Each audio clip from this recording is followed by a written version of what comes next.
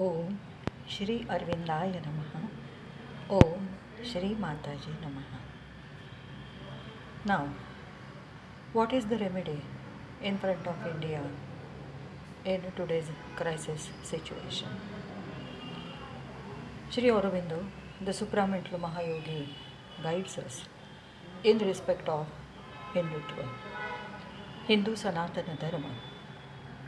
The Sanatan Dharma, the Dharma of the entire world in the near future.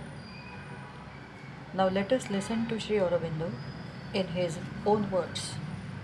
What is the right remedy?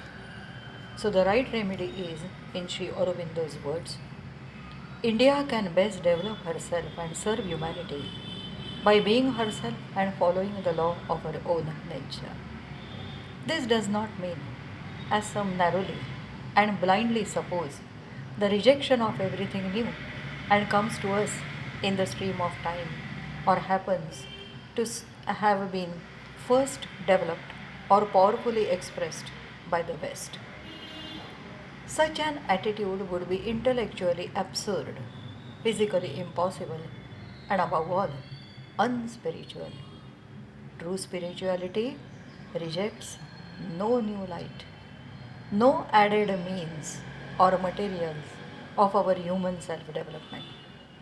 It means simply to keep our center, our essential way of being, our inborn nature, and assimilate to it all we receive and evolve out of it all we do and create.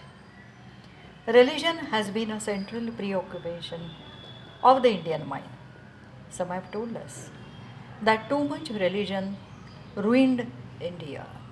Precisely because we made the whole of life religion or religion the whole of life. We have failed in life and gone under.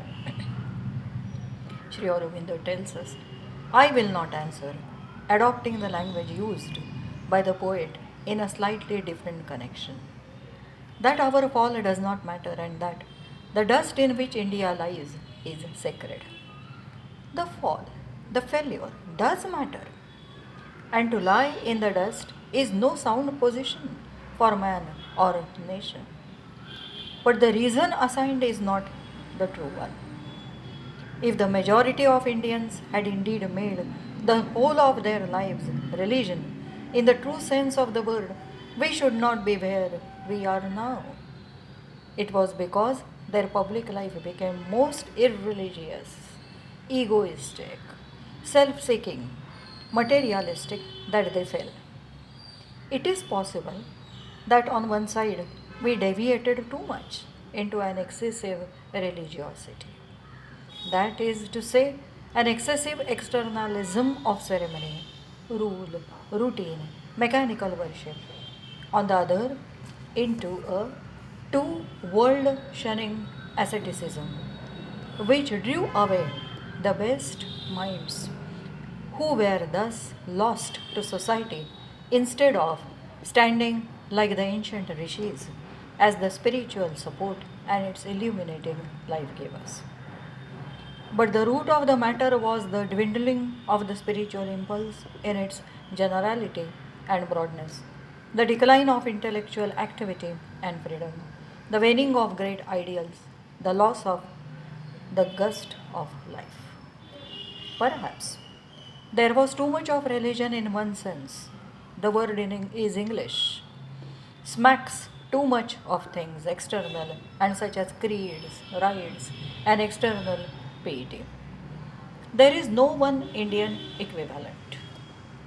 But if we give rather to religion the sense of the following of the spiritual impulse in its fullness and desire and define spirituality as the attempt to know and live in the highest self, the divine, the all embracing unity, and to raise life in all its parts to the divinest possible values. Then it is evident that there was not too much of religion, but rather too little of it, and in what there was a too one sided and therefore insufficiently ample tendency. The right remedy is not to belittle still further the age long ideal of India, but to return to its old amplitude and give it a still wider scope to make in very truth of all the life of the nation, a religion in this high spiritual sense. This is the direction in which the philosophy, poetry, art of the West is, still more or less obscurely, but with an increasing light, beginning to turn. And even some faint glints of the truth are beginning now to fall across political and sociological ideals. India has the key to the knowledge and conscious application of the ideal. What was dark to her before in its application, she can now, with a new light, illumine. What was wrong and right in her old methods, she can now rectify. So these are the words of Shri Aurobindo, the supramental Mahayogi. Om Shri Arvindaya Namaha.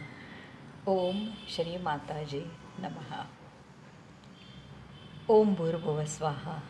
Om Tatsaviduhu. Varam Rupam Jyotihe. Parasya Dhimahi. Yannaha Satyena Dipayat. The mantra of transformation. The Savitri mantra given by Shri Aurobindo to the entire world. Vande Mataram.